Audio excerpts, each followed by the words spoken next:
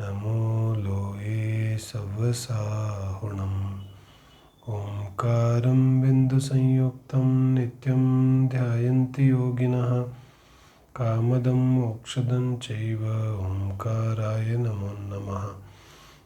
अविरलशब्दघनौघलप्रक्षालितसकलभूतलमलकलङ्का मुनिभिरुपासिततीर्था सरस्वती हरितनोदुरितान् अज्ञानतिमिरान्धानां ज्ञानाञ्जनशलाकया चक्षुरुन्मीलितं येन तस्मै श्रीगुरवे नमः। मङ्गलं भगवान् वीरो मङ्गलं गौतमो गणी मङ्गलं कुन्दकुन्दाद्यो जैनधर्मोऽस्तु मङ्गलम्। सर्वमङ्गलमाङ्गल्यं सर्वकल्याणकारकं प्रधानं सर्वधर्माणां जैनं जयतु शासनम्। देवागमनभूयान चामरादिविभूतयः माया विश्वपि दृश्यन्ते नातस्त्वमसि नो महान्। ದೇವಾಗಮ ಸ್ತೋತ್ರದ ಆಧಾರದಿಂದ ಆಪ್ತ ಮೀಮಾಂಸಾ ಅಂದರೆ ಆಪ್ತನ ಸ್ವರೂಪದ ಚರ್ಚೆಯನ್ನು ನಾವು ಮಾಡ್ತಾ ಇದ್ದೇವೆ. ಆಪ್ತನ ಸ್ವರೂಪ ವಾಸ್ತವಿಕವಾಗಿ ಯಾವ ರೀತಿಯಾಗಿದ್ದಿದೆ, ಮುಖ್ಯವಾಗಿ ಇಲ್ಲಿ ಆಪ್ತ ಪುರುಷ ಅಂದರೆ ಅರ್ಹಂತ ಪರಮೇಷ್ಠಿಯ ಯಾವ ಕೇವಲ ಜ್ಞಾನ ಸ್ವರೂಪ ಇದೆ ಅಥವಾ ಸರ್ವಜ್ಞತ್ವ ಇದೆ, ಸಂಪೂರ್ಣ ಜ್ಞಾನ ಇದೆ, ಅದರ ಬಗ್ಗೆ ಇಲ್ಲಿ ವಿಚಾರ ಮಾಡ್ತಾ ಇದ್ದಾರೆ. ಕೊನೆಯ ಪದ್ಯದಲ್ಲಿ ನಿನ್ನೆ 8ನೇ ಪದ್ಯ ನಾವು ಚರ್ಚೆ ಮಾಡ್ತಕ್ಕಂತಹ ಪದ್ಯದಲ್ಲಿ ಆಚಾರ್ಯ ಏನು ಹೇಳ್ತಾ ಇದ್ರು, ಯಾವ ಈ ಸ್ವರೂಪ ಇದೆ, ಅರ್ಹಂತ ಪರಮೇಷ್ಠಿಯ ಕೇವಲ ಜ್ಞಾನದ ಸ್ವರೂಪ ಇದೆ, ಅದರಲ್ಲಿ ಮಾತ್ರ ಯಾವ ತತ್ವ ಸ್ವರೂಪದ ಯಾವುದೇ ರೀತಿಯಾದ ವಿರೋಧಗಳು ಉಂಟಾಗೋದಿಲ್ಲ. ಆದರೆ ಅನ್ಯಾನ್ಯ ಯಾವ ತತ್ವ ಪ್ರತಿಪಾದನೆಯನ್ನು ಮಾಡಿದ್ದಾರೆ ಅದರಲ್ಲಿ ಶುಭ ಅಶುಭ, ಪುಣ್ಯ ಪಾಪ, ಲೋಕ ಪರಲೋಕ ಇತ್ಯಾದಿಗಳ ಯಾವ ವ್ಯವಸ್ಥೆ ಇದೆ ಅದು ಸರಿಯಾಗಿ ಸಿದ್ಧ ಆಗೋದಿಲ್ಲ ಅನ್ನೋದನ್ನು ಆಚಾರ್ಯರು ಹೇಳ್ತಾ ಇದ್ದಾರೆ. ವಾಸ್ತವವಾಗಿ ಲೋಕ ಪರಲೋಕ ಇತ್ಯಾದಿಗಳ ಯಾವ ಚರ್ಚೆ ಇದೆ ಅದು ಬಹಳ ಗಂಭೀರವಾದ ಚರ್ಚೆ ಇದೆ. ಆದರೆ ನಾವು ಅನ್ಯ ತತ್ವಗಳಲ್ಲಿ ಓದುವಂತೆ ಯಾವುದೂ ಕೂಡ ಸರಿಯಾಗಿ ಸಿದ್ಧ ಆಗೋದಿಲ್ಲ. ಅಲ್ಲಿ ಯಾವುದೋ ಸ್ವರ್ಗ ಇದೆ, ಸ್ವರ್ಗದಲ್ಲಿ ಪುನಃ ಅನೇಕ ಪ್ರಕಾರಗಳಿದೆ, ಇಲ್ಲಿ ಯಾರೋ ವೈಕುಂಠಕ್ಕೆ ಹೋಗ್ತಾನೆ, ಇನ್ನೊಬ್ಬ ಯಾರೋ ಜನ್ನತ್ಗೆ ಹೋಗ್ತಾನೆ, ಅಲ್ಲಿ ಅನೇಕ ರೀತಿಯಾದ ಗೊಂದಲಗಳಿದೆ ಮತ್ತು ಇದನ್ನೆಲ್ಲ ಮೇಂಟೈನ್ ಮಾಡುವಂಥವನು ಒಬ್ಬನೇ ಭಗವಂತ ಇದ್ದಾನೆ. ಹಾಗಾಗಿ ಅನೇಕ ರೀತಿಯಾದ ಗೊಂದಲಗಳು ಉಂಟಾಗುತ್ತೆ. ಆದರೆ ಯಾವ ಅರ್ಹಂತ ಪರಮೇಷ್ಠಿ ಹೇಳಿರುವಂತಹ ಮಾರ್ಗ ಇದೆ ಅದರಲ್ಲಿ ಯಾವುದೇ ರೀತಿಯಾದ ಗೊಂದಲ ಇಲ್ಲ, ಅತ್ಯಂತ ನಿಷ್ಪಕ್ಷ ಇದೆ, ಹಾಗೂ ಎಲ್ಲಿಯೂ ಕೂಡ ನಮಗೆ ಬಾಧೆಗಳು ಖಂಡನೆ ಮಾಡಲಿಕ್ಕೆ ಅಲ್ಲಿ ಆಸ್ಪದ ಇಲ್ಲ.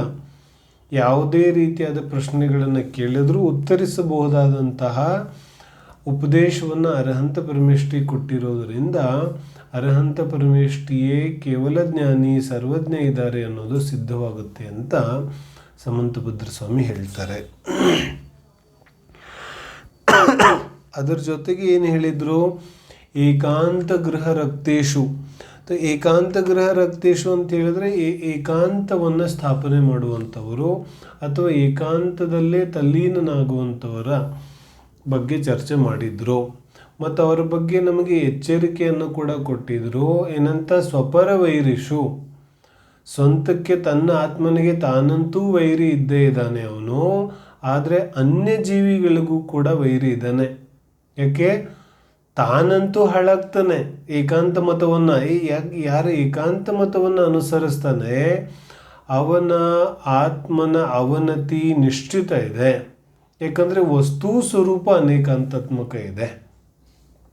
ಏನು ಹೇಳ್ತಿದ್ದಾರೆ, ಅರ್ಹಂತ ಪರಮೇಷ್ಠಿ ಅನೇಕಾಂತದ ಉಪದೇಶವನ್ನು ಕೊಟ್ಟಿದ್ದಾರೆ ಅಂತಲ್ಲ, ವಸ್ತು ವಸ್ತು ಅನೇಕಾಂತಾತ್ಮಕ ಇರೋದ್ರಿಂದ ಅರ್ಹಂತ ಪರಮೇಷ್ಠಿ ಅನೇಕಾಂತಾತ್ಮಕ ಉಪದೇಶವನ್ನು ಕೊಟ್ಟಿದ್ದಾರೆ.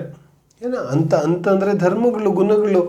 ಒಂದು ವಸ್ತುವಿನಲ್ಲಿ ಅನೇಕ ಗುಣಗಳಿರೋದ್ರಿಂದ ಆ ಅನೇಕ ಗುಣಗಳನ್ನು ದೃಷ್ಟಿಯಲ್ಲಿ ಇಟ್ಟುಕೊಳ್ಳಬೇಕಾಗಿರುವಂತಹ ಅವಶ್ಯಕತೆ ಇರೋದರಿಂದ ಅರ್ಹಂತ ಪರಮೇಷ್ಠಿ ಅನೇಕಾಂತದ ಉಪದೇಶವನ್ನು ಕೊಟ್ಟಿದ್ದಾರೆ. ಹಾಗಾಗಿ ವಸ್ತು ಅಂತೂ ಅನೇಕಾಂತಾತ್ಮಕ ಇದೆ. ಆದರೆ ಯಾರು ಅದನ್ನು ವಿರೋಧಿಸಿ ಏಕಾಂತವನ್ನು ಹಿಡ್ಕೊಂಡು ಹೋಗುತ್ತಾನೆ ಅವನ ಅವನತಿ ನಿಶ್ಚಿತ ಇದೆ. ನಾವು ಸಂಸಾರದಲ್ಲಿ ಹೇಳ್ತೀವಲ್ಲ, ಆ ಕಡೆ ಹೋಗ್ಬೇಡ ಕಣಪ್ಪ, ಹಳ್ಳ ಇದೆ ಕಣಪ್ಪ, ಬೀಳ್ತೀಯ ಕಣಪ್ಪ ಅಂತ. ಆದರೂ ಅವನು ಆ ಕಡೆನೇ ಹೋಗ್ತಾನೆ ಅಂದರೆ ಏನಾಗುತ್ತೆ? ಅವನ ಅವನತಿ ನಿಶ್ಚಿತ ಇದೆ, ಅವನ ಹಳ್ಳದಲ್ಲಿ ಬೀಳೋದು ನಿಶ್ಚಿತ ಇದೆ. ಅದೇ ರೀತಿಯಾಗಿ ಅರ್ಹಂತ ಪರಮೇಷ್ಠಿಯ ಉಪದೇಶ ನಮಗೆ ಎಚ್ಚರಿಕೆಯನ್ನು ಕೊಡ್ತಾ ಇದೆ. ವಸ್ತು ಅನೇಕಾಂತಾತ್ಮಕ ಇದೆ, ಹಾಗಾಗಿ ನೀನು ಅನೇಕಾಂತಾತ್ಮಕ ದೃಷ್ಟಿಯಿಂದನೇ ವಸ್ತುವನ್ನು ತಿಳಿಬೇಕು ಅಂತ ಹೇಳ್ತಾ ಇದೆ. ಆದರೂ ಕೂಡ ಯಾರು ಏಕಾಂತ ಮತವನ್ನು ಹಿಡ್ಕೊಂಡು ಹೋಗ್ತಾನೆ ಅವನ ಆತ್ಮನ ಅವನತಿ ನಿಶ್ಚಿತ ಇದೆ. 8ನೇ ಪದ್ಯದಲ್ಲಿ ಏಕಾಂತ ದೃಷ್ಟಿಯನ್ನು ಹೊಂದಿರುವಂತಹ ಪರಮತಾವಲಂಬಿಗಳು ಅಥವಾ ಸ್ವಮತದಲ್ಲಿಯೇ ಏಕಾಂತ ಒಂದೇ ಒಂದು ದೃಷ್ಟಿಯಿಂದ ವಸ್ತುವನ್ನು ನೋಡ್ತಕ್ಕಂತಹ ಯಾವ ಜೀವಿಗಳಿದೆ ಅವುಗಳನ್ನು ಖಂಡಿಸಿದ್ರು. ಅಂತಹ ಜೀವಿಗಳು ತನ್ನ ಆತ್ಮನ ಅವನತಿಯನ್ನು ಮಾಡ್ಕೋತವೆ. ಅದೇ ರೀತಿ ಪರರ ಒಂದು ಅಹಿತವನ್ನು ಕೂಡ ಅಂತಹ ಜೀವಿಗಳು ಮಾಡ್ತಾರೆ ಅನ್ನೋದನ್ನು 8ನೇ ಪದ್ಯದಲ್ಲಿ ಹೇಳಿದರು. ಇನ್ನು ಯಾವ ಈ ಏಕಾಂತ ಮತ ಇದೆ, ಈ ಏಕಾಂತ ಮತವನ್ನು ಖಂಡಿಸಲಿಕ್ಕೆ ಇನ್ನು ಮುಂದಿನ 9, 10, 11, 12 ಪದ್ಯಗಳಲ್ಲಿ ಅಭಾವದ ಚರ್ಚೆ ಬರ್ತಾ ಇದೆ. ಅಭಾವದ ಚರ್ಚೆ ಯಾಕೆ ಬರ್ತಾ ಇದೆ? ಎಲ್ಲಿ ಆಪ್ತಮೀಮಾಂಸ ಆಪ್ತನ ಸ್ವರೂಪವನ್ನು ತಿಳಿಸ್ತಾ ಇದ್ರು, ಮತ್ತು ಇಲ್ಲೆಲ್ಲೂ ಆಪ್ತನ ಸ್ವರೂಪನೇ ಬರ್ತಾ ಇಲ್ಲ ಅಂತ ಅನೇಕ ಜನರಿಗೆ ಅನ್ನಿಸ್ತಾ ಇರ್ಬೋದು. ದೇವಾಗಮ ಸ್ತೋತ್ರ ಇದೆ, ಆಪ್ತಮೀಮಾಂಸಾ ಗ್ರಂಥ ಇದೆ. ಅರ್ಹಂತ ಪರಮೇಷ್ಠಿಯ ಗುಣಗಳ ವರ್ಣನೆ ಇತ್ಯಾದಿಗಳನ್ನು ಮಾಡಬೇಕಿತ್ತು. ಆದರೆ ಇಲ್ಲೆಲ್ಲೋ ಆಪ್ತಮೀಮಾಂಸನೇ ಆಗುತ್ತಾ ಇಲ್ಲ, ಇಲ್ಲೇನೋ ಬೇರೆ ಚರ್ಚೆ ನಡೀತಾ ಇದೆ ಅಂತ ಅನೇಕ ಜನರಿಗೆ ಅನ್ನಿಸ್ತಾ ಇರ್ಬೋದು. ಆದರೆ ಇದೆಲ್ಲ ಆಪ್ತಮೀಮಾಂಸನೇ ಇದೆ, ಇದೆಲ್ಲ ಅರ್ಹಂತ ಪರಮೇಷ್ಠಿಯ ಬಗ್ಗೆನೇ ಚರ್ಚೆ ನಡೀತಾ ಇದೆ. ಆದರೆ ಈ ರೀತಿಯಾಗಿ ಅರ್ಹಂತ ಪರಮೇಷ್ಠಿಯ ಚರ್ಚೆಯನ್ನು ನಾವು ಯಾವತ್ತೂ ಕೇಳಿಲ್ಲ. ಈ ರೀತಿಯಾಗಿ ಅರ್ಹಂತ ಪರಮೇಷ್ಠಿಯ ಬಗ್ಗೆ ವರ್ಣನೆಯನ್ನು ನಾವು ಯಾವತ್ತೂ ಓದಿಲ್ಲ. ಹಾಗಾಗಿ ನಮಗಿದು ಅರ್ಹಂತ ಪರಮೇಷ್ಠಿಯ ವರ್ಣನೆ ಅಂತಲೇ ಅನ್ನಿಸ್ತಾ ಇಲ್ಲ.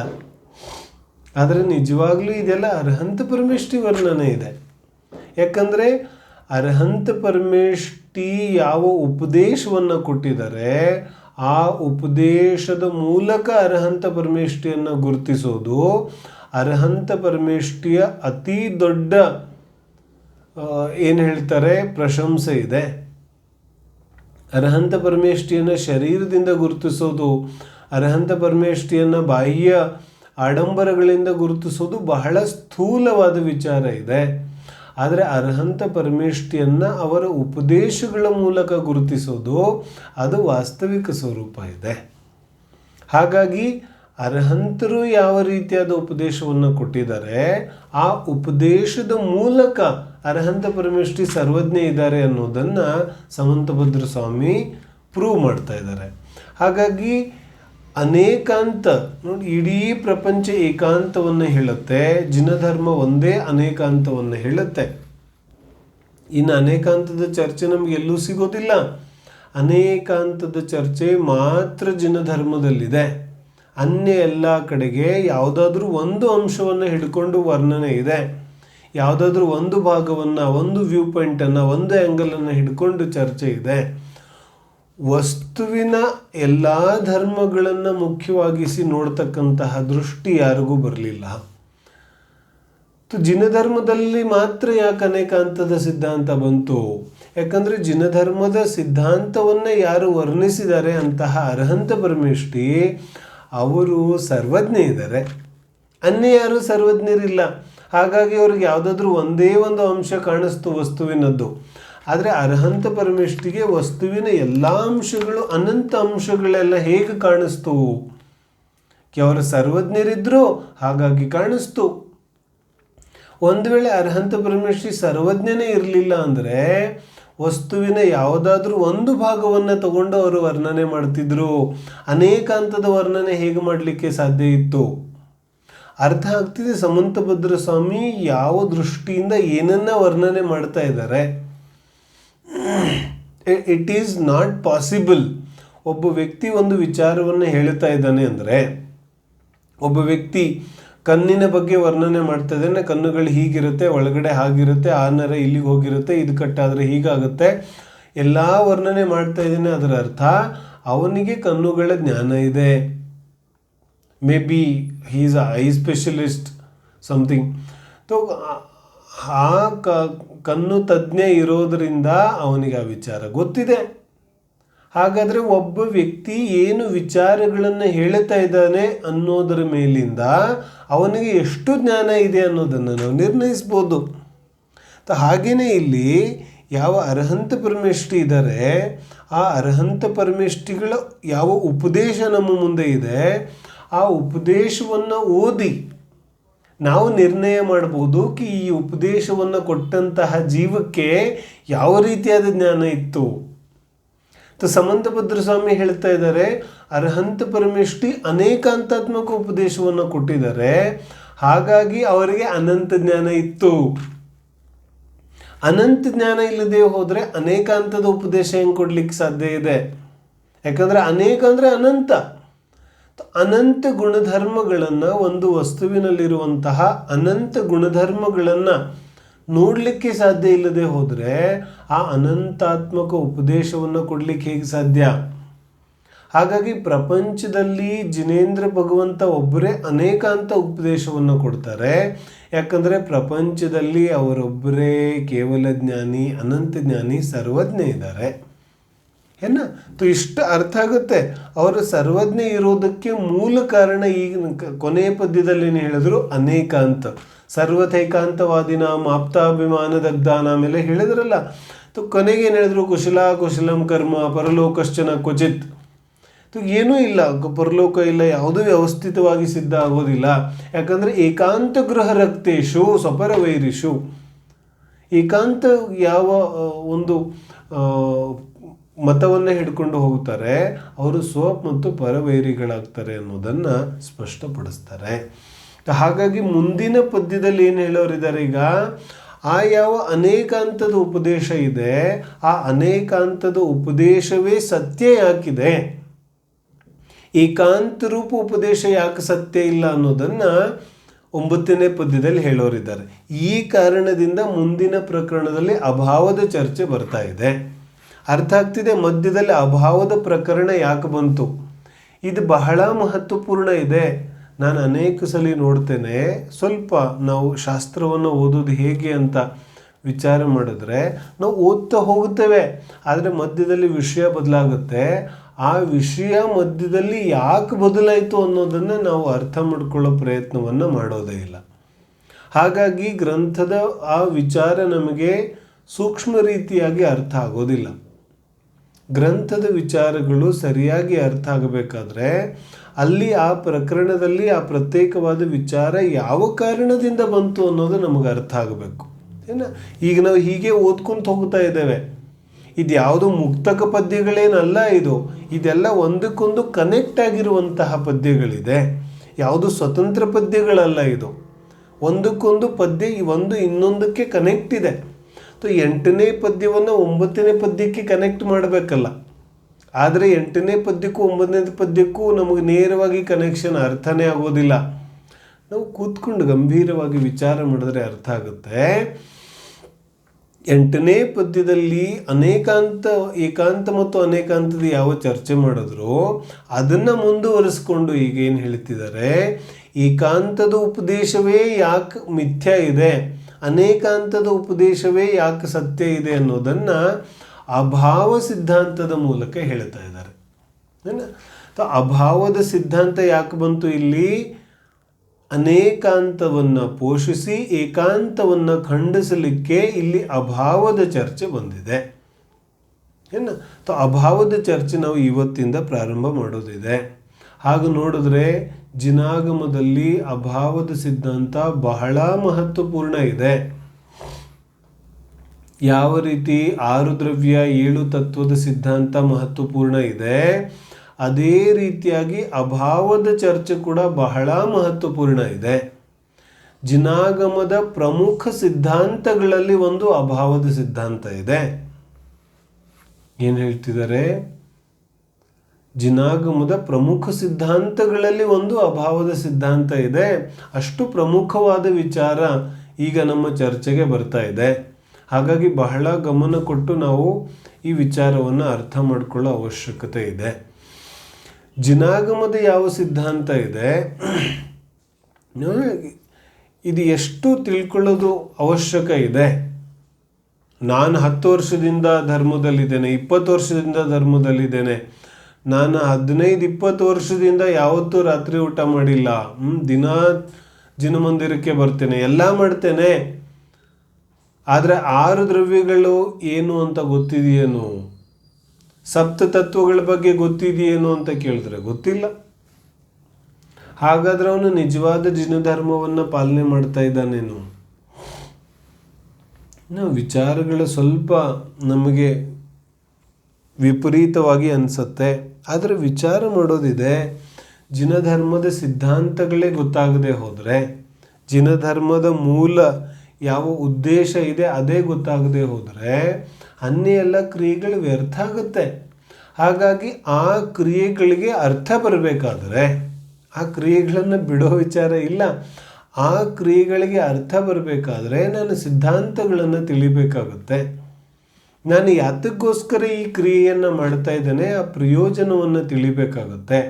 ಆ ಪ್ರಯೋಜನವನ್ನು ತಿಳಿಬೇಕಾದ್ರೆ ಸಿದ್ಧಾಂತಗಳನ್ನು ತಿಳಿಬೇಕಾಗುತ್ತೆ. ನಾವು ಈಗ 6 ದ್ರವ್ಯ 7 ತತ್ವಗಳನ್ನು ಓದ್ಕೊಂಡು ಬಂದ್ವಲ್ಲ, 6 ದ್ರವ್ಯ 7 ತತ್ವಗಳನ್ನು ಓದ್ಕೊಂಡು ಬಂದಾಗ ಅದರಿಂದ ಯಾವ ಲಾಭ ಆಗೋದಿದೆ ಅದು ನಮಗೆ ತುಂಬ ಸ್ಪಷ್ಟವಾಗಿ ಅರ್ಥ ಆಗುತ್ತಾ ಇದೆ. ಆ ಮೂಲಕ ನಾವು ಯಾವಾಗ ದೇವದರ್ಶನ ಮಾಡ್ತೇವೆ ಅದು ಮತ್ತಷ್ಟು ವಿಶೇಷವಾಗುತ್ತೆ. ಆ ಮೂಲಕ ನಾವು ಯಾವುದಾದ್ರೂ ಒಂದು ವೃತ್ತವನ್ನು ಆಚರಣೆ ಮಾಡಿದಾಗ ಅದು ಮತ್ತಷ್ಟು ವಿಶಿಷ್ಟವಾಗುತ್ತೆ. ಯಾಕಂದರೆ ಆ ವೃತ್ತದ ಪ್ರಯೋಜನ ಏನಿದೆ, ಆ ದೇವದರ್ಶನದ ಉದ್ದೇಶ ಏನಿದೆ ಅದು ನಮಗೆ ತುಂಬ ಸ್ಪಷ್ಟ ಆಗಿದೆ. ಹಾಗಾಗಿ ಆ ದೇವದರ್ಶನ ವೃತೋಪವಾಸಗಳಲ್ಲಿ ಒಂದು ವಿಶಿಷ್ಟವಾದಂತಹ ಅರ್ಥ ಅದಕ್ಕೆ ಮೂಡಿ ಬರುತ್ತೆ, ಅದು ಸಾರ್ಥಕವಾಗುತ್ತೆ. ಹಾಗಾಗಿ ಅಭಾವದ ಸಿದ್ಧಾಂತ ಬಹಳ ಮಹತ್ವಪೂರ್ಣವಾದ ಸಿದ್ಧಾಂತ ಇದೆ. ಅಭಾವ ಅಂದರೆ ಏನು? 9ನೇ ಪದ್ಯ ಇದೆ. 9ನೇ ಪದ್ಯ ಅಭಾವದ ಚರ್ಚೆಯನ್ನು ಇಲ್ಲಿಗೆ ಆಚಾರ್ಯರು ಪ್ರಾರಂಭ ಮಾಡ್ತಾ ಇದ್ದಾರೆ. ನಾನು 9ನೇ ಪದ್ಯವನ್ನು ಓದ್ತೇನೆ. ಗ್ರೂಪಲ್ಲೂ ಕೂಡ ನಾನು ಹಾಕಿದ್ದೇನೆ, ಹಾಗಾಗಿ ಅಲ್ಲಿಂದ ಕೂಡ ನಾವು ನೋಡ್ಬೋದು ಪದ್ಯವನ್ನು. ನಾನು ಇಲ್ಲಿಂದ ಓದ್ತೇನೆ. ಇದನ್ನು ಸ್ಪಷ್ಟವಾಗಿ ಉಚ್ಚಾರಣೆಯನ್ನು ಎಲ್ಲರೂ ನೋಡೋದು, ಅದೇ ರೀತಿಯಾಗಿ ಅದನ್ನು ಪಾಠ ಮಾಡೋದು. ಎಲ್ಲರೂ ದೇವಾಗಮ ಸ್ತೋತ್ರದ 8 ಪದ್ಯಗಳನ್ನು ಬೈಪಾಟ್ ಮಾಡ್ತಾ ಇದ್ದಾರೆ ಅಂತ ನಾನಂತೂ ತಿಳ್ಕೊಂಡಿದ್ದೇನೆ. ಇದರ ಅರ್ಥಪೂರ್ವಕವಾಗಿ ನಾವು ಇದನ್ನು ಬೈಪಾಟ್ ಮಾಡೋದಿದೆ. ಬಹಳ ಸುಲಭ ಇದೆ. ಅರ್ಥ ಗೊತ್ತಾಗ್ಬಿಟ್ರೆ ನಮಗೆ ಬೈಪಾಟ್ ಮಾಡೋ ಅವಶ್ಯಕತೆನೇ ಇಲ್ಲ. ನನಗೆ ತುಂಬ ಜನ ಹೇಳ್ತಾರೆ ನನಗೆ ನೆನಪು ಉಳಿಯೋದಿಲ್ಲ ಅಂತ. ನಾನು ನನ್ನ ಅನುಭವವನ್ನು ಹೇಳೋದಾದರೆ ನಾನು ಇವತ್ತುವರೆಗೂ ಯಾವ ಪದ್ಯವನ್ನು ಬೈಪಾಟ್ ಮಾಡೋದೇ ಇಲ್ಲ. ಬೈಪಾಟ್ ಮಾಡೋ ಅವಶ್ಯಕತೆ ಕೂಡ ಬರಬಾರ್ದು ನಮಗೆ. ಯಾವಾಗ ಆ ಪದ್ಯದ ಅರ್ಥ ನಮಗೆ ಗೊತ್ತಾಗುತ್ತೆ ಅದು ಸಹಜವಾಗಿಯೇ ನಮಗೆ ಬಾಯಿಗೆ ಬಂದ್ಬಿಡುತ್ತೆ. ಯಾಕಂದರೆ ಅರ್ಥ ಆಗುತ್ತೆ. ಅರ್ಥಪೂರ್ವಕವಾಗಿ ನಾವು ಪಾಠ ಮಾಡಲಿಕ್ಕೆ ಶುರು ಮಾಡಿದಾಗ ಅದು ಸಹಜವಾಗಿಯೇ ನಮಗೆ ಕಂಠಸ್ಥ ಆಗುತ್ತೆ. ಪ್ರತಿದಿನ ಅರ್ಥಪೂರ್ವಕವಾಗಿ ಅದನ್ನು ಪಾಠ ಮಾಡೋದು ಒಂದೇ ನಮ್ಮ ಕರ್ತವ್ಯ ಇದೆ. ಆ ಮೂಲಕ ಸಹಜವಾಗಿಯೇ ಅದು ನಮ್ಮ ಕಂಠಕ್ಕೆ ಹಾರವಾಗುತ್ತೆ. ಹಾಗಾಗಿ ಅರ್ಥ ನಮ್ಮ ಒಂದು ಏನು ಹೇಳ್ತಾರೆ ಪುಣ್ಯೋದಯದಿಂದ ಅರ್ಥಪೂರ್ವಕವಾಗಿ ನಾವು ದೇವಾಗಮ ಸ್ತೋತ್ರವನ್ನು ಓದ್ತಾ ಇರೋದ್ರಿಂದ ಕನಿಷ್ಠ ಪಕ್ಷ ಈ ಮೊದಲನೇ ಯಾವ 15 ಪದ್ಯಗಳಿದೆ ಇಷ್ಟಾದರೂ ನಮಗೆ ಕಂಠಸ್ಥ ಆದರೆ ಒಂದು ರೀತಿಯಾದ ಉಪಲಬ್ಧಿ ನಮ್ಮ ಜೀವನದಲ್ಲಿ ಆಗುತ್ತೆ. 9ನೇ ಪದ್ಯವನ್ನು ನಾನು ಇಲ್ಲಿಂದ ಓದ್ತೇನೆ. ಏನು ಹೇಳ್ತಿದ್ದಾರೆ? ಭಾವೈಕಾಂತೆ ಪದಾರ್ಥಾನಾಂ ಅಭಾವಾನಾಮಪನ್ನವಾತ್ ಸರ್ವಾತ್ಮಕಮನಾದ್ಯಂತಮಸ್ಮರೂಪಂ ಮತಾವಕಂ. ಏನು ಹೇಳ್ತೀವಿ? ಒಂದೊಂದ್ಸಲಿ ಓದ್ತೇನೆ. ಭಾವೈಕಾಂತೆ ಪದಾರ್ಥಾನಾಂ ಅಭಾವಾನಾಮಪನ್ನವಾತ್ ಸರ್ವಾತ್ಮಕಂ ಅನಾದ್ಯಂತಂ ಸ್ಮರೂಪಂ ಮತಾವಕಂ. ನೋಡಿ, ಸಂಧಿ ವಿಚ್ಛೇದ ಮಾಡ್ತೇನೆ. ಈಗ ಒಂದೊಂದು ಶಬ್ದವನ್ನು ಗಮನ ಕೊಟ್ಟು ನೋಡೋದು. ಈ ರೀತಿಯಾಗಿ ಸಂಧಿ ವಿಚ್ಛೇದ ಮಾಡಿ ನಾವು ಅರ್ಥವನ್ನು ತಿಳ್ಕೊಂಡ್ರೆ ಮಾತ್ರ ನಮಗೆ ಪದ್ಯದಿಂದ ಅರ್ಥವನ್ನು ತೆಗೆಯೋಕ್ಕೆ ಸಾಧ್ಯ ಆಗುತ್ತೆ. ಸಂಸ್ಕೃತವನ್ನು ಓದಲೇಬೇಕಂತೇನಿಲ್ಲ. ಏನ, ನಾನು ಅದನ್ನು ಎಷ್ಟು ಸುಲಭ ಮಾಡಲಿಕ್ಕೆ ಸಾಧ್ಯ ಇದೆ ಅಷ್ಟು ಸುಲಭ ಮಾಡೋ ಪ್ರಯತ್ನವನ್ನು ನಾನು ಯಾವಾಗಲೂ ಮಾಡ್ತೇನೆ. ಆದರೆ ನಾವೇನು ಸಂಪೂರ್ಣ ಸಂಸ್ಕೃತ ಕಲಿಯೋ ಅವಶ್ಯಕತೆ ಇಲ್ಲ. ಸಂಧಿ ಪದಗಳಂತೂ ಕನ್ನಡದಲ್ಲೂ ಇದೆ. ಭಾವ, ಏಕಾಂತ, ಪದಾರ್ಥ, ಏಕತ್ವ, ಇದೆಲ್ಲ ಕನ್ನಡದ ಪದಗಳಿದೆ ತಾನೆ. ಕೇವಲ ವಿಭಕ್ತಿಯ ಅರ್ಥವನ್ನು ತಿಳಿಯೋದಿದೆ. ಶಬ್ದಗಳನ್ನು ಬೇರ್ಪಡಿಸಿ ನಾವು ನೋಡಿದಾಗ ನಮಗೆ ಅದರ ಅರ್ಥ ಆಗೋದು ಬಹಳ ಸುಲಭ ಆಗುತ್ತೆ. ಹಾಗಾಗಿ ಶಬ್ದಗಳ ವಿಚ್ಛೇದ ಮಾಡೋದನ್ನು ಕಲಿಬೇಕಷ್ಟೆ. ಏನು ಹೇಳ್ತಿದ್ದಾರೆ? ಮೊದಲನೇ ಶಬ್ದ ಏನಿದೆ? ಭಾವ. ನೋಡ, ಭಾವ ಪ್ಲಸ್ ಏಕಾಂತ. ಭಾವ, ವದಲ್ಲಿ ಅ ಇದೆ. ವ ವ್ಯಂಜನ ಮಾಡಿ ವ ಪ್ಲಸ್ ಅ ಇಸ್ ಈಕ್ವಲ್ ಟು ವ. ಏನ? तो भाव एकांते, तो अ प्लस ए इज इक्वल टू आई, इको ची है ना. तो आई आ गई. तो भाव एकांते, भाव प्लस एकांते, भाव एकांते. अर्थ ಆಗ್ತಿದೆ ಯಾವ ರೀತಿ ವಿಚ್ಛೇದ ಆಗ್ತಿದೆ? ಭಾವ ಪ್ಲಸ್ ಏಕಾಂತೆ ಭಾವೈಕಾಂತೆ, ಭಾವ ಪ್ಲಸ್ ಏಕಾಂತೆ ಭಾವೈಕಾಂತೆ. तो ಭಾವ ಅಂದರೆ ಏನು? ಮೊದಲು ಸಂಧಿ ವಿಚ್ಛೇದ ಮಾಡಿಬಿಡೋಣ ಪೂರ್ತಿಯಾಗಿ. ಅರ್ಥ ಆಯಿತು? तो ಭಾವ ಪ್ಲಸ್ ಏಕಾಂತೆ ಭಾವೈಕಾಂತೆ. ಇದರ ಅರ್ಥ ನಾನು ಹೇಳ್ತೀನಿ, ಫಸ್ಟ್ ವಿಚ್ಛೇದ ಮಾಡೋಣ. ಆಮೇಲೆ ಪದಾರ್ಥಾನಾಂ, ಹೇಗೆ ಓದೋದು? ಪದಾರ್ಥಾನಾಂ ಅಭಾವಾನಾಂ ಅಪನ್ನವಾತ್. ಹೆಂಗೆ ಆಯ್ತೀಗ? ಪದಾರ್ಥಾನ ಅಲ್ಲ, ಪದಾರ್ಥಾನಾಂ. ಮ ಇದೆಯಲ್ಲ, ಮ ಇದು ವ್ಯಂಜನ ಇದೆ. ಈ ವ್ಯಂಜನದಲ್ಲಿ ಅ ಸೇರಿಸಿದಾಗ ಮ ಆಗುತ್ತೆ. ಆದರೆ ಕೇವಲ ವ್ಯಂಜನ ಇದ್ದಾಗ ಅದರಲ್ಲಿ ಅ ಇಲ್ಲ. ತೊಮ್ಮ ಪದಾರ್ಥಾನಾಂ, ಪದಾರ್ಥಾನಾಮ ಅಲ್ಲ, ಪದಾರ್ಥಾನಾಂ. ಪದಾರ್ಥ ನಾಂ ಅಂದಾಗ ಅ ಬೇರ್ಪಡಿಸ್ಬೇಕು, ಅ ಮುಂದೆ ಉಳಿಯುತ್ತೆ. तो अभावानाम, पुनः म अर्ध व्यंजन. तो पदार्थानाम अभावानाम अपन्नवात. तो ಎರಡು ಕಡೆ ಮ ಇದೆಯಲ್ಲ, ಮದಲ್ಲಿ ಅ ಇದೆ. तो ಅ ಅನ್ನ ಬೇರ್ಪಡಿಸೋದು. तो ಮ ವ್ಯಂಜನ ಉಳಿಯುತ್ತೆ. ವ್ಯಂಜನ ಅರ್ಥ ಆಗುತ್ತೆ ಅಲ್ಲ ಎಲ್ಲರಿಗೂ? ಅ ಅರಸ ಅ ಉಳಿಯುತ್ತೆ. ಮ ಯಾವ ವ್ಯಂಜನ ಇದೆ, ವಿತೌಟ್ ಸ್ವರ ಇಲ್ಲದೆ ಇರುವಂತಹ ಯಾವ ವ್ಯಂಜನ ಇದೆ, ಮ ವ್ಯಂಜನ, ಅದು ಹಾಗೆ ಉಳಿಯುತ್ತೆ. तो ಪದಾರ್ಥಾನಾಂ ಅಭಾವಾನಾಂ ಅಪನ್ನವಾತ್. 3 ಶಬ್ದಗಳಾಯ್ತು. ಪದಾರ್ಥಾನಾಂ ಅಲ್ಲಿಂದ ಅ ತೆಗೆದ್ವಿ. तो ಅಭಾವಾನಾಂ ಪುನಃ ಮದಿಂದ ಅ ತೆಗೆದ್ವಿ. तो ಅಪನ್ನವಾತ್.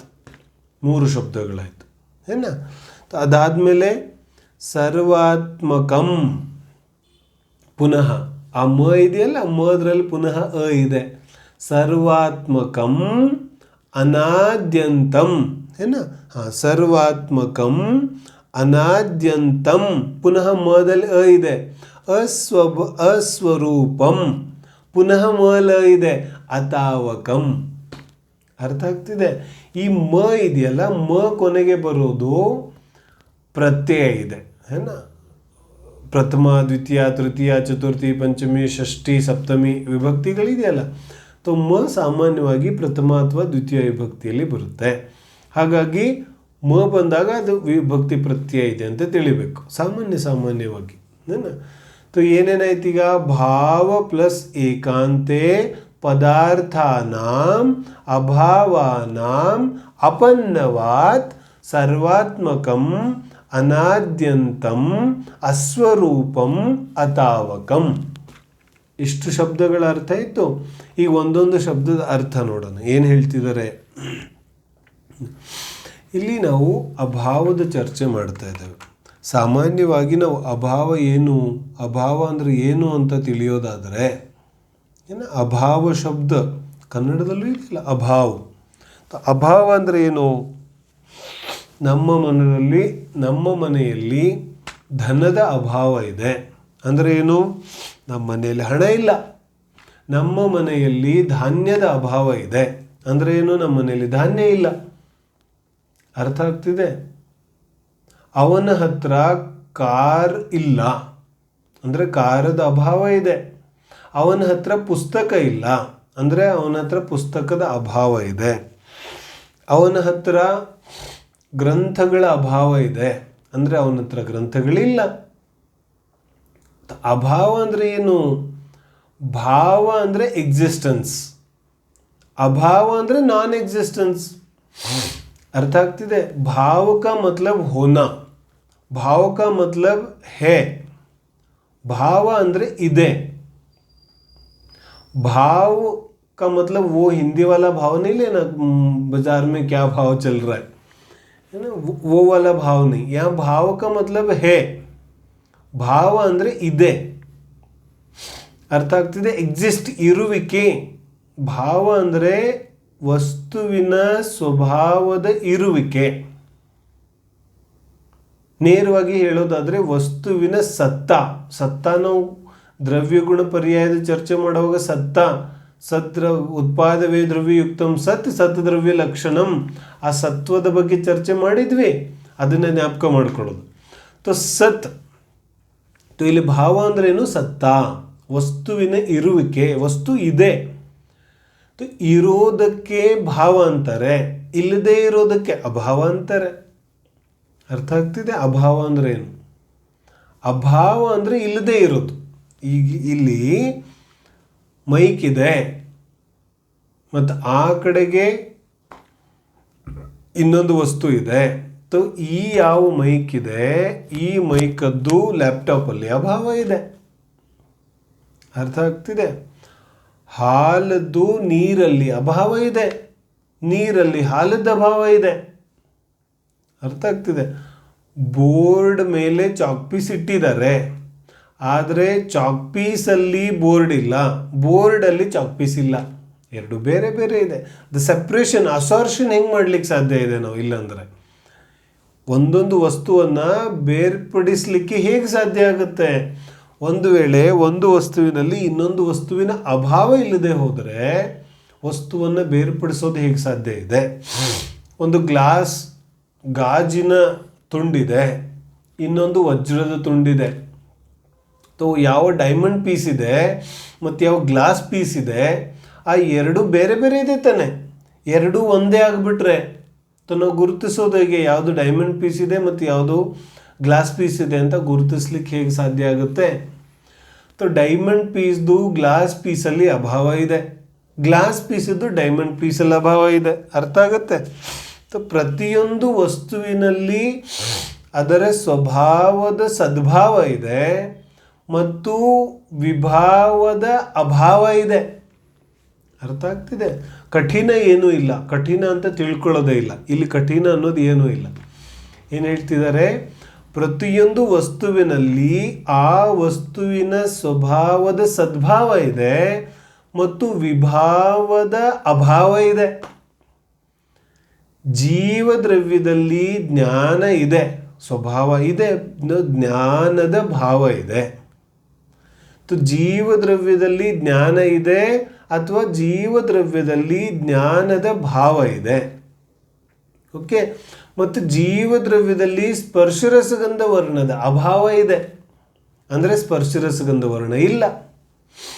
ಇಲ್ಲದೇ ಇರೋದನ್ನು ಯಾಕೆ ಹೇಳ್ತಾ ಇದ್ದಾರೆ? ಏನು ಹೇಳ್ತಿದ್ದಾರೆ ಇಲ್ಲಿ?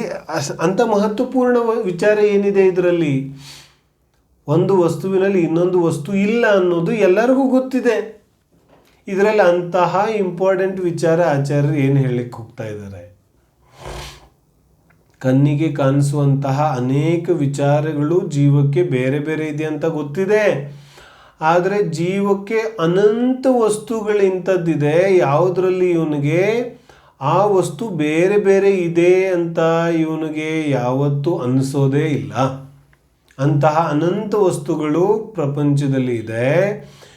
ಜೀವಕ್ಕೆ ಅದು ಎರಡೂ ವಸ್ತು ಒಂದೇ ಅಂತ ಅನಿಸುತ್ತೆ, ಆದರೆ ವಾಸ್ತವಿಕವಾಗಿ ಬೇರೆ ಬೇರೆ ಇದೆ.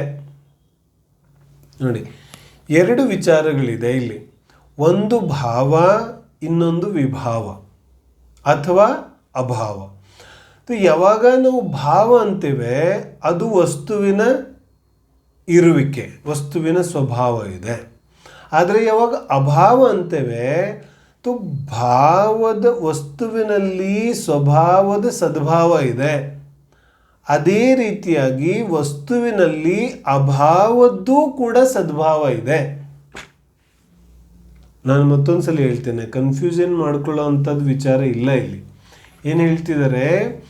ಯಾವ ರೀತಿ ಸತ್ತ ವಸ್ತುವಿನ ಇರುವಿಕೆ ಸತ್ ದ್ರವ್ಯ ಲಕ್ಷಣಂ, ಯಾವ ರೀತಿ ಇರುವಿಕೆ ವಸ್ತುವಿನ ಸ್ವಭಾವ ಇದೆ, ಅದೇ ರೀತಿಯಾಗಿ ಅಭಾವ ಕೂಡ ವಸ್ತುವಿನ ಸ್ವಭಾವ ಇದೆ.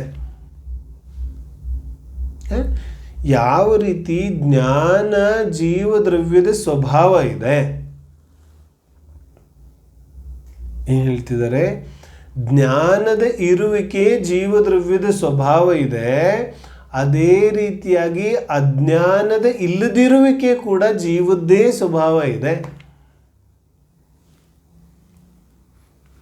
ಒಂದು ಗ್ಲಾಸಲ್ಲಿ ಎಣ್ಣೆ ಇದೆ, ಓಕೆ? ಆ ಎಣ್ಣೆಯಲ್ಲಿ ಇನ್ನೊಂದು ಗ್ಲಾಸ್ ನೀರು ಹಾಕಿದ್ರೆ ಏನಾಗುತ್ತೆ? ಎಣ್ಣೆ ಮೇಲೆ ತೇಲುತ್ತೆ, ನೀರು ಕೆಳಗಡೆ ಇರುತ್ತೆ. ಎಣ್ಣೆ ಮತ್ತು ನೀರು ಎರಡೂ ಸೇರಿಕೊಳ್ಳೋದಿಲ್ಲ, ಹೊಂದೋದಿಲ್ಲ, ಎರಡು ಬೇರೆ ಬೇರೆ ಇರುತ್ತೆ. ಅದಕ್ಕೆ ಇಡೀ ಪ್ರಪಂಚ ಹೇಳುತ್ತೆ ಎಣ್ಣೆ ಮತ್ತು ನೀರು ಎರಡೂ ಜೊತೆಗೆ ಇರೋದಿಲ್ಲ, ಎರಡೂ ಸೇರಿಕೊಳ್ಳೋದಿಲ್ಲ, ಸೇರಿ ಒಂದು ವಸ್ತು ಆಗೋದಿಲ್ಲ. ಹಾಗೆ ಆಚಾರ್ಯ ಹೇಳ್ತಾ ಇದ್ದಾರೆ, ಪ್ರಪಂಚದ ಪ್ರತಿಯೊಂದು ವಸ್ತು ಕೂಡ ಇನ್ನೊಂದು ವಸ್ತುವಿನ ಜೊತೆಗೆ ಯಾವತ್ತೂ ಕೂಡ ಸಂಪರ್ಕವನ್ನು ಹೊಂದೋದಿಲ್ಲ, ಸ್ಪರ್ಶ ಕೂಡ ಮಾಡೋದಿಲ್ಲ. ಪ್ರಪಂಚದ ಪ್ರತಿಯೊಂದು ವಸ್ತು ಪರ್ಮನೆಂಟ್ ಸ್ವತಂತ್ರ ಇದೆ. ಅದರರ್ಥ ಒಂದು ಇನ್ನೊಂದರಲ್ಲಿ ಮಿಕ್ಸಪ್ ಆಗೋದಿಲ್ಲ. ಪ್ರಪಂಚದ ಎಲ್ಲ ಪದಾರ್ಥಗಳು ಸ್ವತಂತ್ರ ಇದೆ. ಒಂದೊಂದು ಪರಮಾಣು ಸ್ವತಂತ್ರ ಇದೆ. ಒಂದು ಪರಮಾಣುವಿನಲ್ಲಿ ಇನ್ನೊಂದು ಪರಮಾಣುವಿನ ಅಭಾವ ಇದೆ. ಅರ್ಥ ಆಗತ್ತೆ? ಉಪ್ಪಿದೆ, ಉಪ್ಪಲ್ಲಿರುವಂತಹ ಯಾವ ಸ್ವಭಾವ ಇದೆ ಅದು ಉಪ್ಪಲ್ಲಿದೆ. ಮತ್ತು ಸಿಹಿಯಲ್ಲಿ, ಸಕ್ಕರೆಯಲ್ಲಿ ಯಾವ ಸಿಹಿ ಇದೆ ಅದು ಸಕ್ಕರೆಯಲ್ಲಿದೆ. ಸಕ್ಕರೆಯ ಯಾವ ಸಿಹಿ ಇದೆ ಆ ಸಕ್ಕರೆಯ ಸಿಹಿಯಲ್ಲಿ ಉಪ್ಪಿನ ಯಾವ ಉಪ್ಪಿನ ಅಂಶ ಇದೆ ಅದರ ಅಭಾವ ಇದೆ. ಮತ್ತು ಉಪ್ಪಿನಲ್ಲಿ ಸಕ್ಕರೆಯ ಅಂಶದ ಅಭಾವ ಇದೆ. ಅರ್ಥ ಆಗ್ತಿದೆ? ಉಪ್ಪಲ್ಲಿ ಸಕ್ಕರೆ ಇಲ್ಲ, ಸಕ್ಕರೆಯಲ್ಲಿ ಉಪ್ಪಿಲ್ಲ, ಎರಡು ಬೇರೆ ಬೇರೆ ಇದೆ.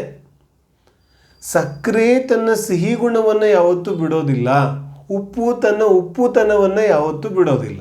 अर्थ ಆಗ್ತಿದೆ? नमक का जो खारापन है वो नमक नहीं छोड़ता और जो शक्कर का जो मीठापन है वो शक्कर नहीं छोड़ता. तो दोनों ही अपने स्वभाव को नहीं छोड़ते. तो नहीं छोड़ने का जो भाव है ना वो भी तो जीव का ही है. अर्थ ಆಗ್ತಾ ಇಲ್ಲ? ಯಾವ ದ್ರವ್ಯದ ಸ್ವಭಾವ ಇದೆ ಆ ಸ್ವಭಾವವನ್ನು ಜೀವ ಯಾವಾಗಲೂ ಬಿಡೋದಿಲ್ಲ. ಅಂದರೆ ಜೀವ ಅನ್ಯ ಭಾವರೂಪ ಆಗೋದಿಲ್ಲ. ಈ ಅನ್ಯ ಭಾವರೂಪ ಆಗೋದಿಲ್ಲ ಅನ್ನೋ ಸ್ವಭಾವ ಏನಿದೆಯಲ್ಲ ಆ ಸ್ವಭಾವ ಯಾರದ್ದು? ಅದು ಕೂಡ ಜೀವದ್ದೇ ಇದೆ ತಾನೆ. ಜೀವ ಪುದ್ಗಲ ಆಗೋದಿಲ್ಲ, ಪುದ್ಗಲ ಆಗೋದಿಲ್ಲ ಅನ್ನೋ ಸ್ವಭಾವ ಯಾರ್ದಿದೆ? ಅದು ಕೂಡ ಜೀವದ್ದೇ ಇದೆ ತಾನೆ. ಜೀವದ್ರವ್ಯದಲ್ಲೇ ಭಾವ ಇದೆ, ಜೀವದ್ರವ್ಯದಲ್ಲೇ ಅಭಾವ ಇದೆ. ಪುದ್ಗಲದಲ್ಲೇ ಭಾವ ಇದೆ, ಪುದ್ಗಲದಲ್ಲೇ ಅಭಾವ ಇದೆ. ವಸ್ತು ಅನೇಕಾಂತಾತ್ಮಕ ಇದೆ ಅಂತ ಹೇಳಿದ್ರು ತಾನೆ. ವಸ್ತು ಅನೇಕಾಂತಾತ್ಮಕ ಇದೆ ಅಂದಮೇಲೆ ಯಾವ ವಸ್ತುವಿನ ಸದ್ಭಾವ ಇದೆ ಅದೇ ವಸ್ತುವಿನ ಅಭಾವ ಕೂಡ ಇದೆ. ಅರ್ಥ ಆಗ್ತಿಲ್ಲ.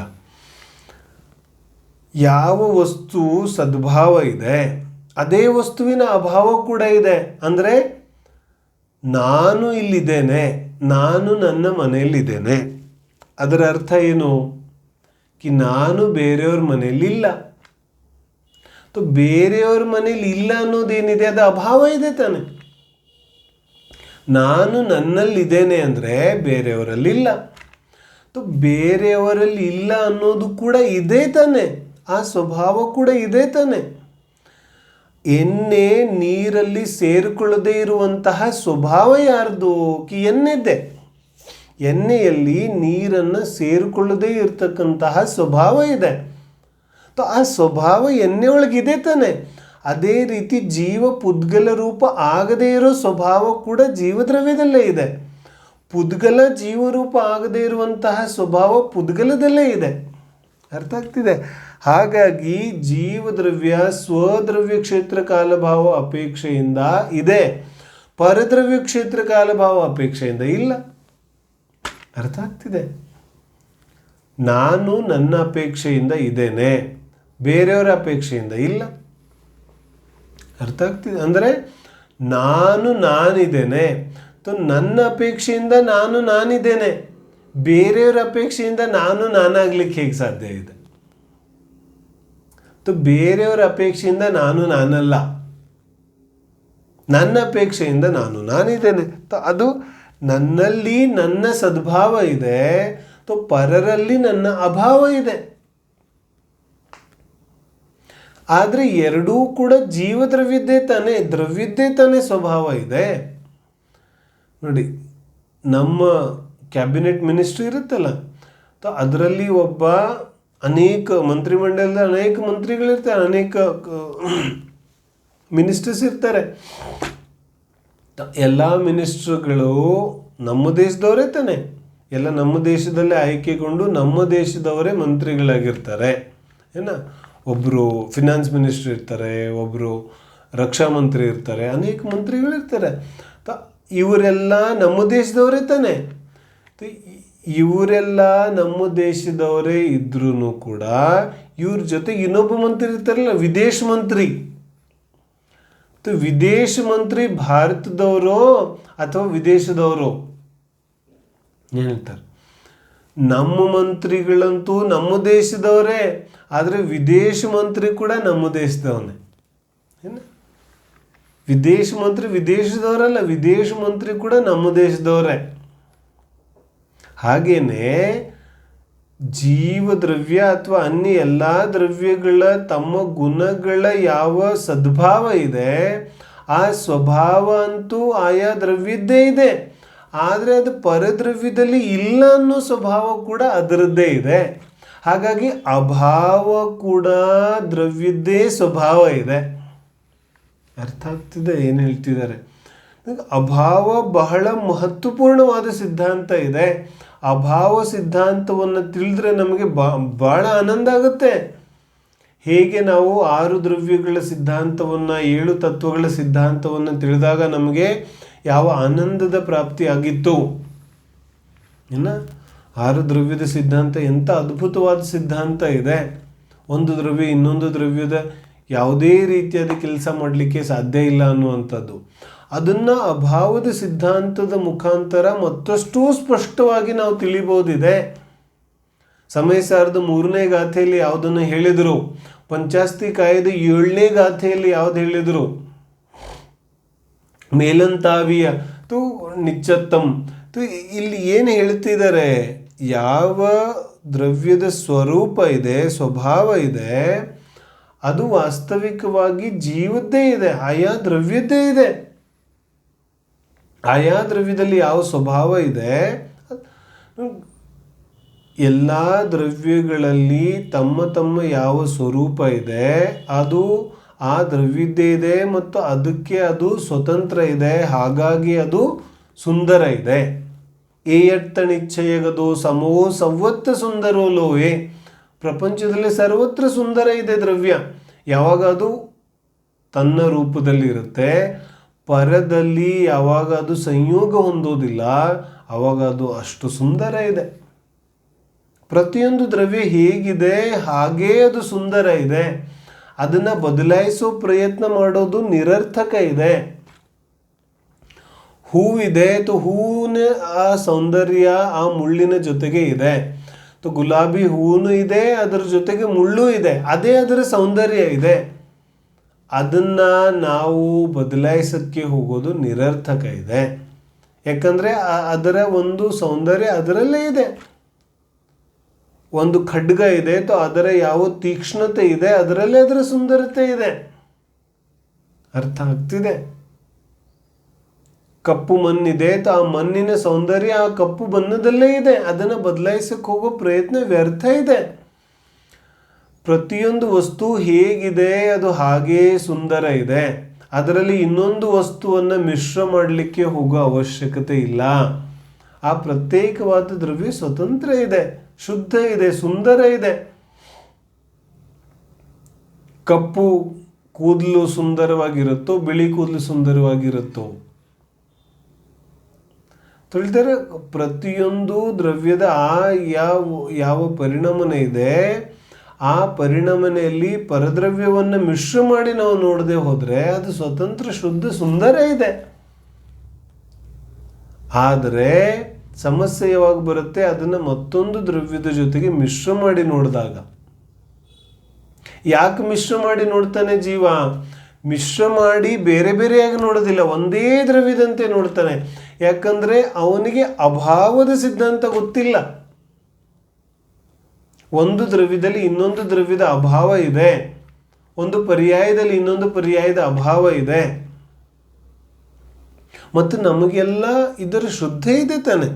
ಎಷ್ಟು ದೊಡ್ಡ ಶ್ರದ್ಧೆ ಇದೆ ನಮಗೆಲ್ಲ. ಶ್ರದ್ಧೆ ಇದೆಯೋ ಇಲ್ವೋ? ಕಿ ಎಲ್ಲ ದ್ರವ್ಯಗಳು ತಮ್ಮ ತಮ್ಮ ಸ್ವಭಾವವನ್ನು ಬಿಡೋದಿಲ್ಲ ಅನ್ನೋ ಶ್ರದ್ಧೆ ಇದೆಯೋ ಇಲ್ವೋ ನಮಗೆ? ಖಂಡಿತ ಇದೆ. ನಾವು ಮಾರ್ಕೆಟ್ಗೆ ಹೋಗ್ತೇವೆ, ಉಪ್ಪು ತಗೊಂಬರ್ತೇವೆ ಮತ್ತು ಭರಣಿಯಲ್ಲಿ ಹಾಕಿ ಇಟ್ಟುಬಿಡ್ತೇವೆ. ಯಾವಾಗಾದರೂ ಡೌಟ್ ಬರುತ್ತೇನೋ, ಒಂದು ವಾರ ಆಗೋಯ್ತು ಭರಣಿಯಲ್ಲಿ ಉಪ್ಪಿಟ್ಟಿದ್ದೇನೆ, ಒಂದು ವಾರ ಆಗೋಯ್ತು, ಎಲ್ಲಿ ಅಪ್ಪಿತಪ್ಪಿ ಉಪ್ಪು ಸಿಹಿಯಾಗೋಗ್ಬಿಟ್ಟಿದ್ರೆ ಡೌಟ್ ಬರುತ್ತೆ. ಭರಣಿಯಲ್ಲಿ ಒಂದರಲ್ಲಿ ಬೆಲ್ಲ ಹಾಕಿಟ್ಟಿದ್ದೇನೆ, ವೈಟ್ ಶುಗರ್ छोड़ तो ಬೆಲ್ಲ ಹಾಕಿಟ್ಟಿದ್ದೇನೆ, ಅದು ಯಾವತ್ತಾದರೂ ಹುಳಿ ಆಗುತ್ತೆ ಅಂತ ನಮಗೆ ಯಾವುದಾದ್ರು ಡೌಟ್ ಬರುತ್ತೇನೋ? ಯಾಕೆ? ಆಯಾ ದ್ರವ್ಯದ ಯಾವ ಸ್ವಭಾವ ಇದೆ ಆ ದ್ರವ್ಯ ಅದನ್ನು ಬಿಡೋದಿಲ್ಲ. ಅರ್ಥ ಆಗ್ತಿದೆ? ಒಂದು ವೇಳೆ ಒಂದು ದ್ರವ್ಯ ತನ್ನ ಸ್ವರೂಪವನ್ನು ಸ್ವಭಾವವನ್ನು ಬಿಡುವಂತಹ ಪ್ರಯತ್ನವನ್ನು ಮಾಡೋದೇ ಆದರೆ ಇನ್ನೊಂದು ದ್ರವ್ಯ ಯಾಕೆ ಮಾಡಬಾರ್ದು? ಅರ್ಥ ಆಗ್ತಿದೆ?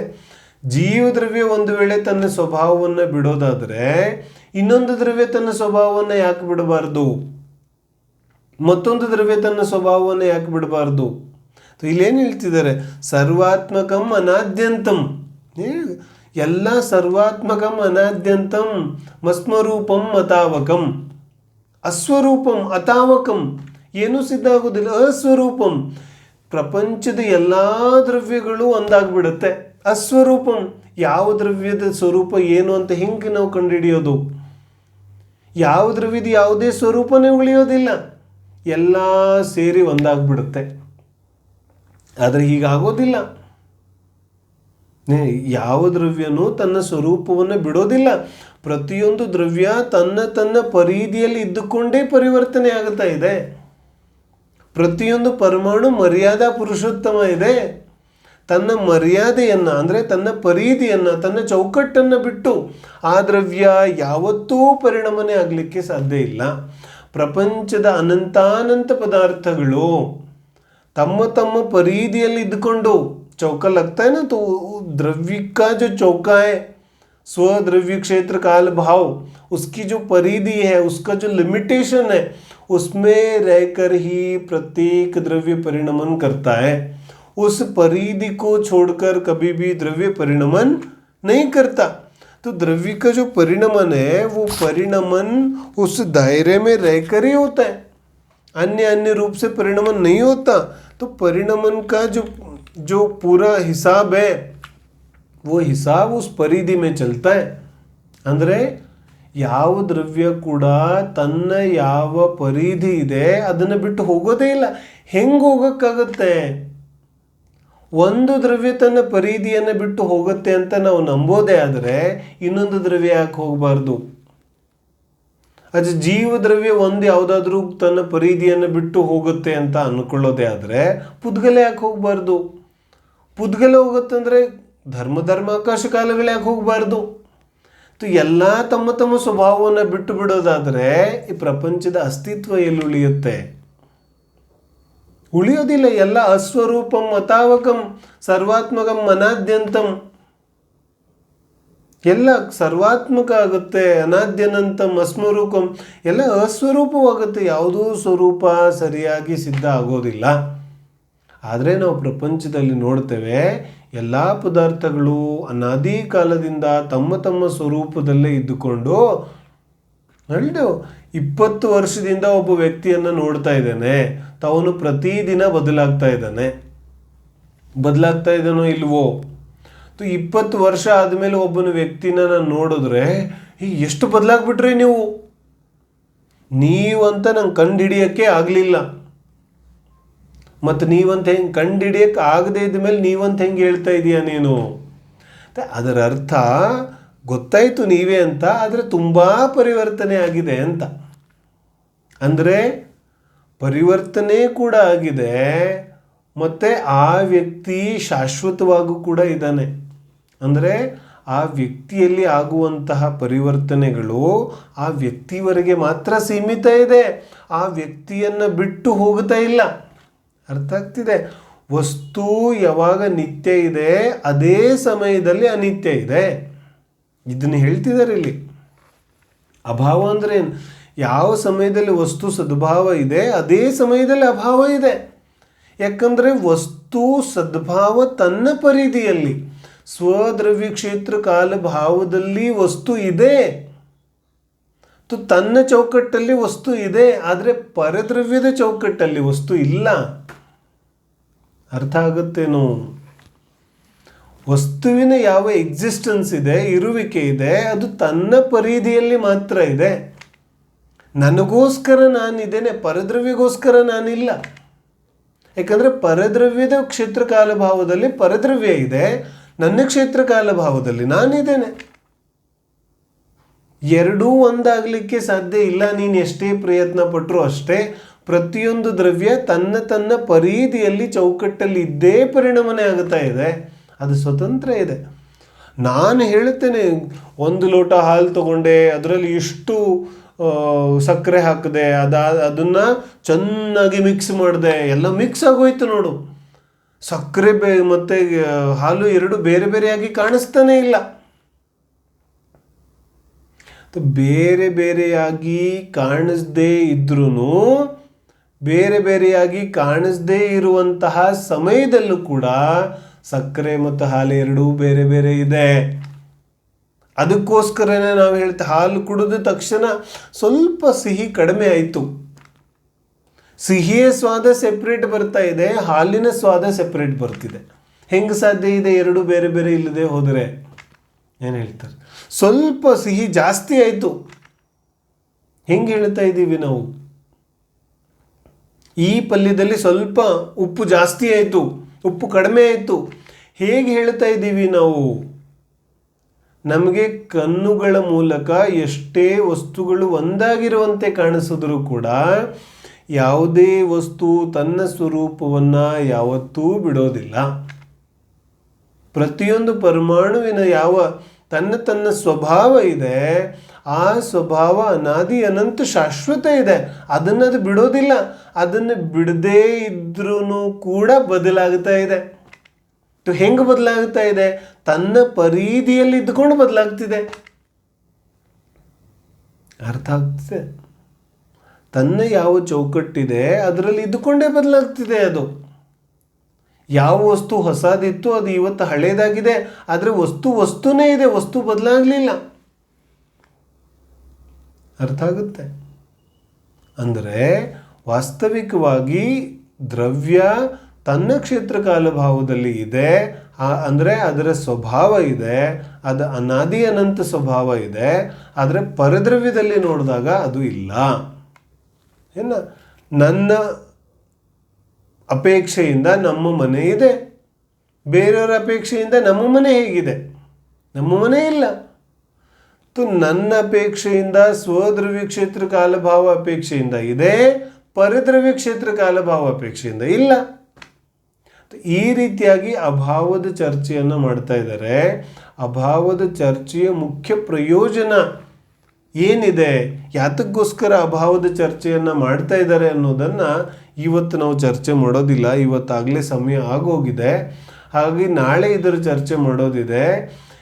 ವಾಸ್ತವಿಕವಾಗಿ ಅಭಾವದ ಚರ್ಚೆ ಯಾಕೆ ಬಂದಿದೆ, ಎಷ್ಟು ಪ್ರಕಾರದ ಅಭಾವಗಳಿರ್ತಾರೆ, ಅಭಾವವನ್ನು ತಿಳಿಯೋದ್ರಿಂದ ನಮಗೇನು ಪ್ರಯೋಜನ ಇದೆ, ಇದರಲ್ಲಿ ಅಂತಹ ಸಿದ್ಧಾಂತವನ್ನು ಏನು ಹೇಳಕ್ಕೆ ಹೊರಟಿದ್ದಾರೆ ಆಚಾರ್ಯರು ಅನ್ನೋದನ್ನು ನಾವು ನಾಳೆಗೆ ಚರ್ಚೆ ಮಾಡೋದಿದೆ.